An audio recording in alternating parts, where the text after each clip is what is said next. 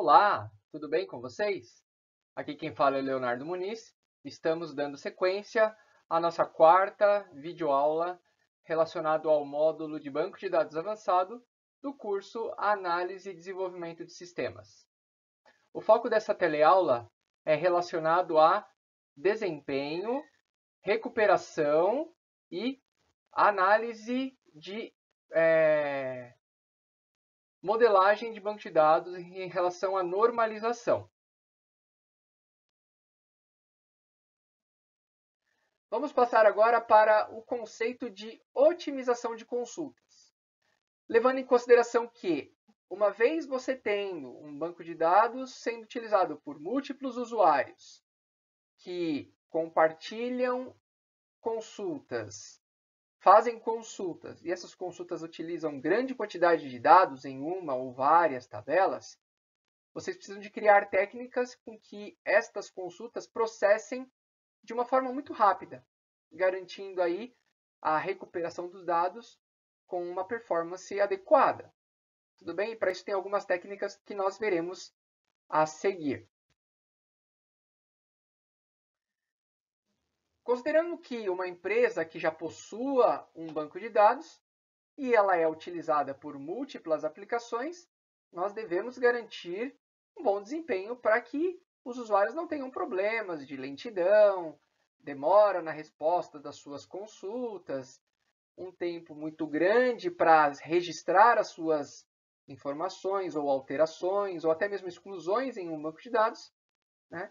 E no caso, quando nós temos tabelas com grande quantidade de dados, ou consultas complexas que precisam de acessar distintas tabelas, fazendo relacionamentos entre elas, nós temos que ter técnicas criando índices para agilizar o tempo de resposta.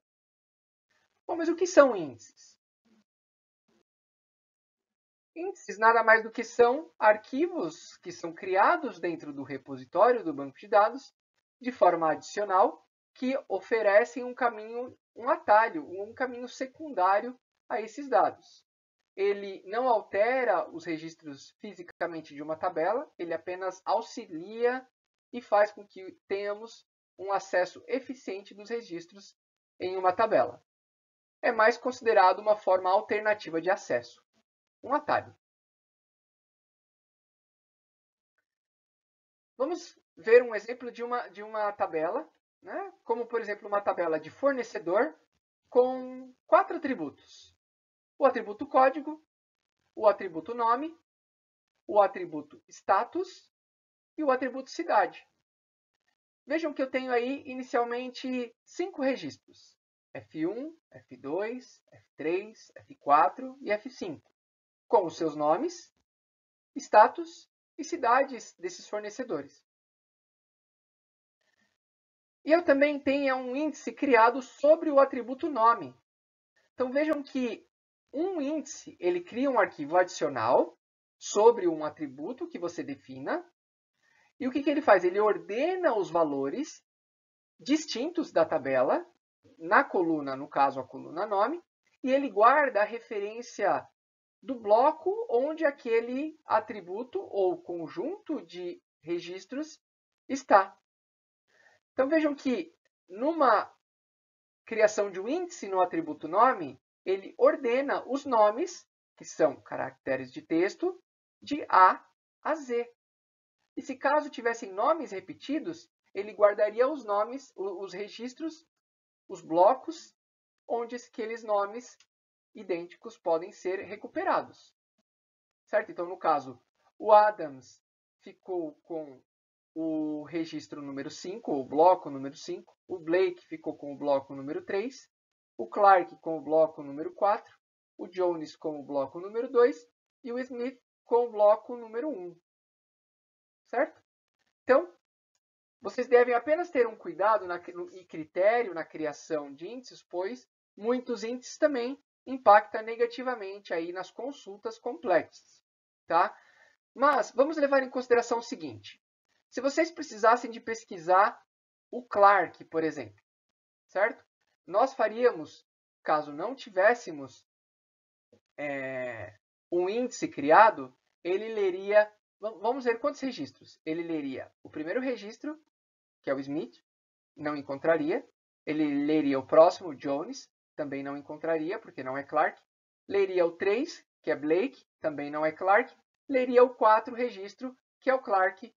No caso, são 4 leituras, ele faria 4 leituras.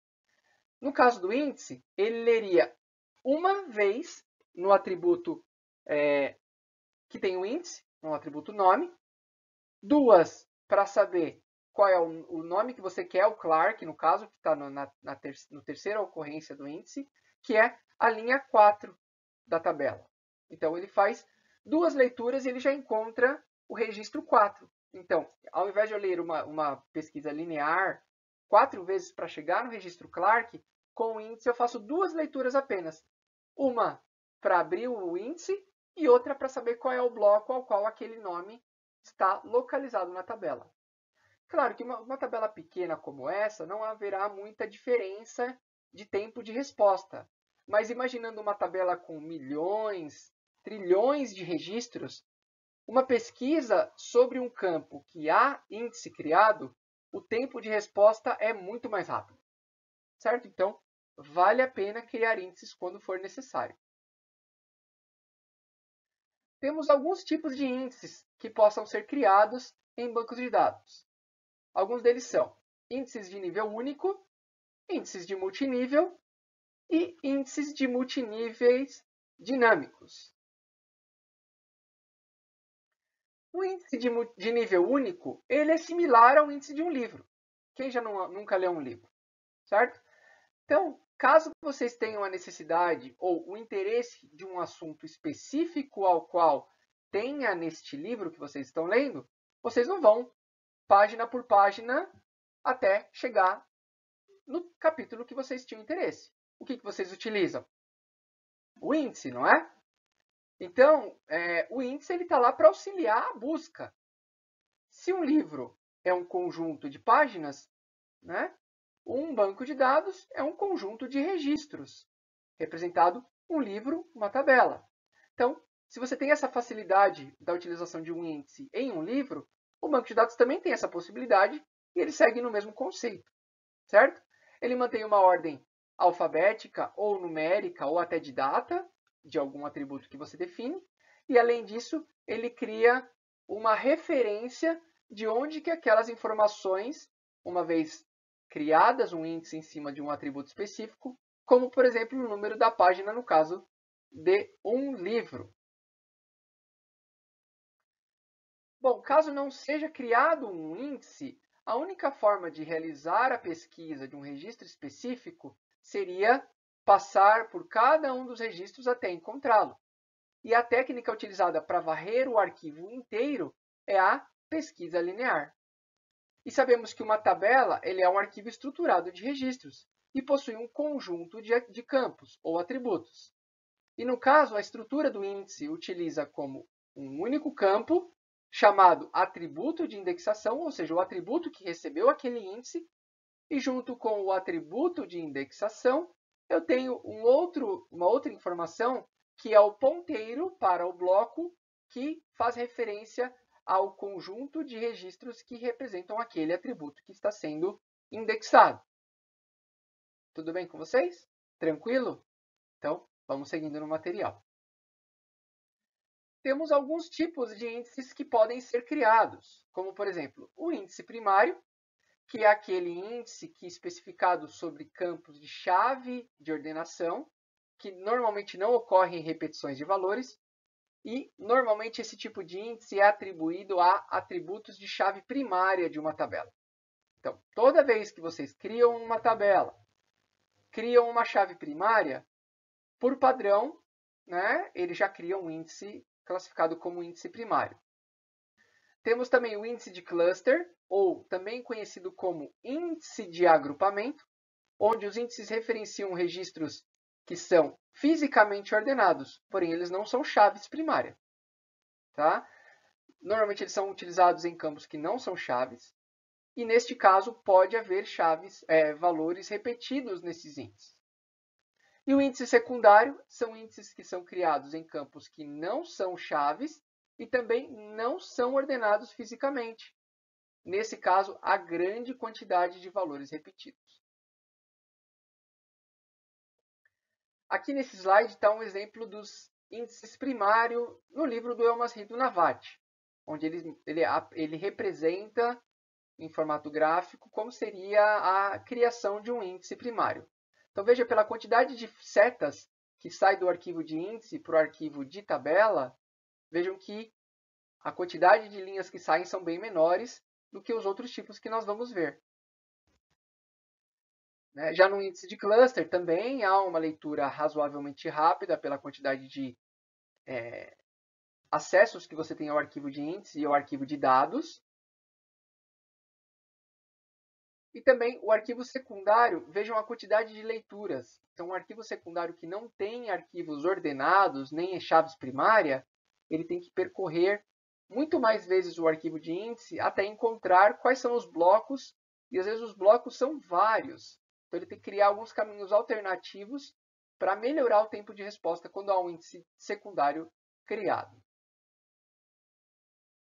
Nós temos também o índice de multinível, onde o índice de multinível ele é um arquivo ordenado através de vários níveis, tem estrutura similar a uma árvore e é possível criar múltiplos níveis em cada um dos atributos, sendo ele primário, cluster ou secundário. Um dos problemas do tipo de índice de multinível é que pode haver um desbalanceamento em caso de atualização ou deleção de registros. Então, nesse caso, há precisar de fazer um balanceamento de tempo em tempo desses índices. Este é um exemplo que está no livro do Elmasrido Navati de um índice de multinível. Vejam que ele lembra uma estrutura hierárquica, lembrando aí uma estrutura de uma árvore binária, certo? Onde ele tem o segundo nível do índice, que passa para um primeiro nível, e aí sim vai no arquivo de dados que tem os conteúdos armazenados. E temos também os índices de multinível dinâmicos, que são estruturas balanceadas em diversos níveis também. Cada bloco contém um espaço com um número fixo de ponteiros e eles constituem estruturas dinâmicas, onde os nós se rearranjam automaticamente, mesmo com inserção e deleções, de forma a manter sempre a estrutura balanceada. Eles podem ser dos tipos árvore binária e árvore binária balanceada, onde o B significa balanced, onde todos os pontos da sua árvore ou folhas estão sempre numa mesma distância do nó raiz. Assim, as árvores binárias garantem uma eficiência previsível, pois permitem uma rápida recuperação de dados de forma aleatória ou sequenciais.